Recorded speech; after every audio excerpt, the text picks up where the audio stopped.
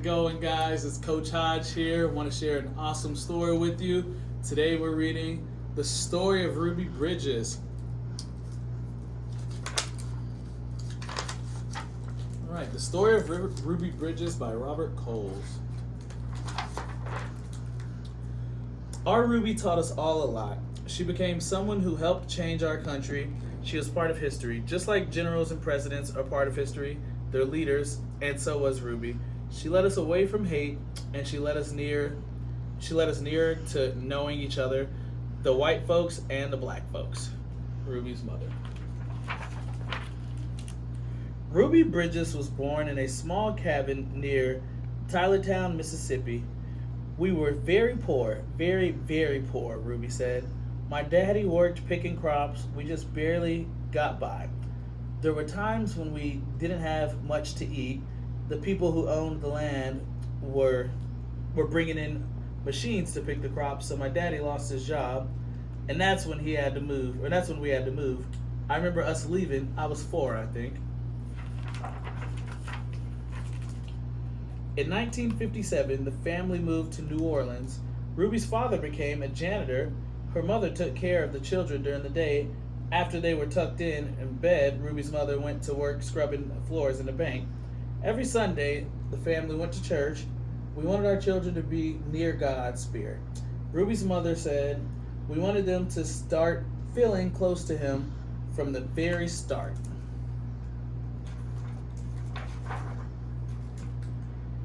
At that time, black children and white children went to separate schools in New Orleans. The black children were not able to receive the same education as the white children. It wasn't fair, and it was against the nation's laws. In 1960, a judge ordered 4 black girls to go to a white elementary school. 3 of the girls were sent to McDonough, 6-year-old Ruby Bridges was sent to the first grade in William Frantz Elementary School. Ruby's parents were proud that their daughter had been chosen to take part in an important event in America's history. They went to church. We sat there and prayed to God, Ruby's mother said, that we'd all be strong and we'd have courage and we'd get through any trouble. And Ruby would be a good girl, and she didn't hold her head up high, she did hold her head up high. And credit to her own people, and credit to all the American people. We pray long and we pray hard.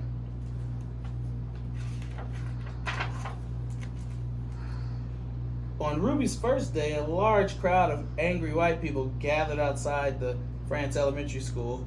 The people carried signs that said they didn't want black children in a white school. People and police did not help Ruby at all. The President of the United States ordered federal marshals to walk with Ruby into the school building. Into the school building, and the marshals had to carry guns. Every day for weeks that turned into months, Ruby experienced this kind of school day. She walked to Fran's school surrounded by marshals, wearing a clean dress and bow and a bow in her hair, and carrying her lunch pail. Ruby walked slowly from the first few blocks. As Ruby approached the school, she saw a crowd of people marching up and down the street. Men and women and children shouted at her. They pushed towards her. The marshals kept them from Ruby by threatening to arrest them. Ruby would hurry through the crowd and not say a word. The white people in the neighborhood would not send their children to school. When Ruby got inside the building, she was all alone except for her teachers, Miss Henry. There were no other children to keep Ruby company, to play with and to learn with, to eat with, or anything. But every day Ruby went into the classroom with a big smile on her face, ready to get down to the business of learning. She was polite and she worked well at her desk. She enjoyed her time there. She did not seem nervous or anxious or irritated or scared. She seemed as normal and relaxed as any child I've ever taught. So Ruby began learning how to read and write in an empty classroom in an empty building.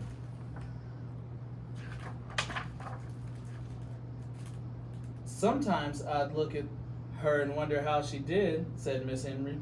How she went by those mobs and sat here all by herself and yet seemed so relaxed and comfortable.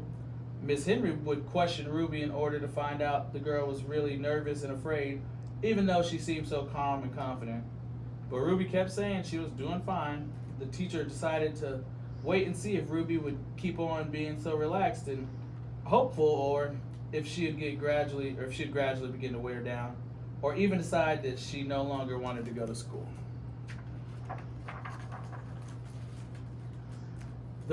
Then one morning, something happened. Miss Henry stood by a window in her classroom, as she usually did, watching Ruby walk towards the school. Suddenly, Ruby stopped, right in front of the mob, howling and screaming to people. She stood there facing all those men and women. She seemed to be talking to them.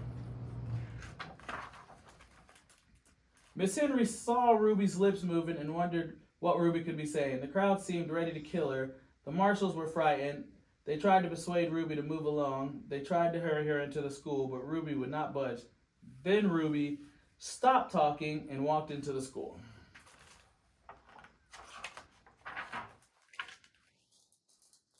When she went into the classroom, Miss Henry asked her what happened. Miss Henry told Ruby that she had been watching and that she was surprised when Ruby stopped and talked with the other people in the mob. Ruby became irate, excuse me. I didn't stop and talk with them, she said. I didn't. Ruby, I saw you talking, Miss Henry said. I saw your lips moving. I wasn't talking, said Ruby. I was praying. I was praying for them. Every morning, Ruby had stopped a few blocks away from school to say a prayer for the people who hated her. This morning, she forgot until she was already in the middle of the angry mob. When school was over for the day, Ruby hurried through the mob as usual. After she walked a few blocks and the crowd was behind her, Ruby said the prayer she repeated twice a day before and after school. Please, God, try to forgive those people, because even if they say those bad things, they don't know what they're doing. So you could forgive them, just like you did the folks a long time ago when they said terrible things about you.